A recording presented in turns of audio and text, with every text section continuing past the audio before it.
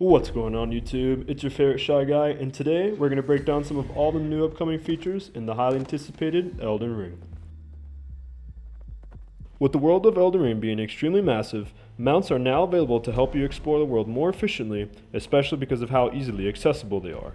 Along with mounts, there is also mounted combat, which I'm very excited for since a lot of the enemies who have their own mounts now engage in jousting. With so many possibilities for your character, jousting can go any way you want it to, whether it's with bows, swords, spears, or even lances. The world is now very vast and completely explorable, just like a sandbox, all set with a map and compass to aid in your adventure. Even though the world is very vast in Elden Ring, it's jam-packed with many NPCs and enemies, along with many secrets and explorable areas with plenty of items to loot. I'm sure many of us will be sinking countless hours into Elden Ring. What's interesting is that your mounts can actually double jump, making a lot of areas reachable practically in every corner of the map. Some areas are actually hidden and are only reachable with your mount's double jump. I'm very excited to see how this feature will play out in more levels of the game. Jumping is now a new common mechanic in Elden Ring, and you can now use different sets of attacks like jumping R1 or jumping R2, and even running jump attacks, as well as you can use jumping to get around certain parts of the map. Hopefully there are some levels involving some serious parkour action. Let's go.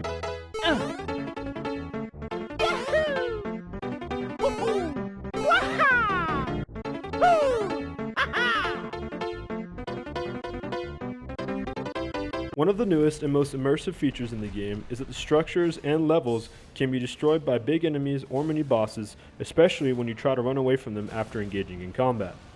This makes the enemy AR more ruthless and merciless, making the game more unforgiving and challenging. Just like the Soul series, there will be plenty of extremely difficult enemies and mini bosses in every corner of the map. Also, very large hordes of enemies are a lot more common, and enemies can now communicate with each other just like in Sekiro. Shadows die twice, and let each other know when you're in the area and give you a good old-fashioned gangbang.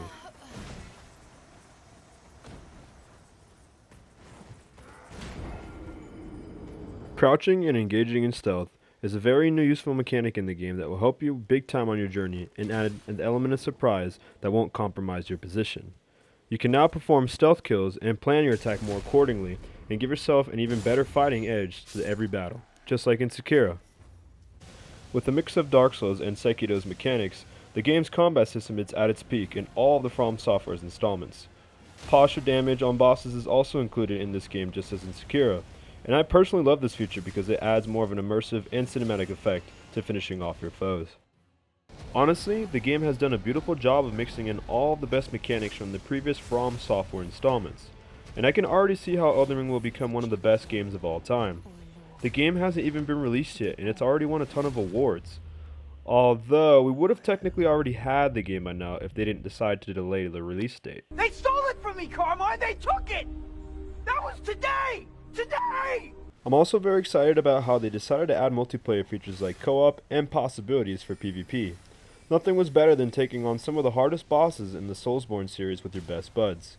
I'm very eager to see how they will innovate PvP into Elden Ring, considering how amazing all the Dark Souls PvP was. I'm glad they didn't decide to make this game an offline game like Sekiro. It would have been such a sin just to leave out the multiplayer. Weapon Arts was a new addition back in Dark Souls 3 and can now be altered or changed around with specific items, and can now be assigned to different weapons as well. This will add a large variety of customization options for your character and for your fighting style. There are even some weapon arts and magic that allow you to have spirit summons, even some spirits being your dead enemies. Oh, yeah? I think my scary, otherworldly, shadowy spirit friends might have something to say about that.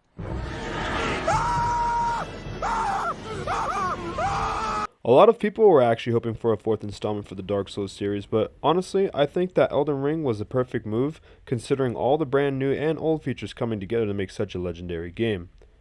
Given the way that the game flows, it's almost as if we got Dark Souls 4 and more. With Elden Ring being one of the most anticipated games in history, the hype keeps getting bigger and bigger, and the best part is, this will introduce many fresh new players into the community, considering it's the first installment of its own. The game is packed full of content, and there's already been hints and rumors about Elden Ring DLC, and I've never been more excited for a game release until now. There's a ton of more content to cover about Elden Ring, but for now, we'll have to wait until the game makes its debut. Alright guys, we're going to go ahead and wrap it up for today. I hope you guys are as hyped as I am for Elden Ring, and if not, even more. And how do you guys feel about the game so far? Let me know what you guys think down in the comments. If you enjoyed the video, don't forget to hit that like button and feel free to subscribe. Stay tuned because I'll definitely be posting a lot more Elden Ring content. In the meantime, stay safe guys, and I'll see you guys soon. Until next time.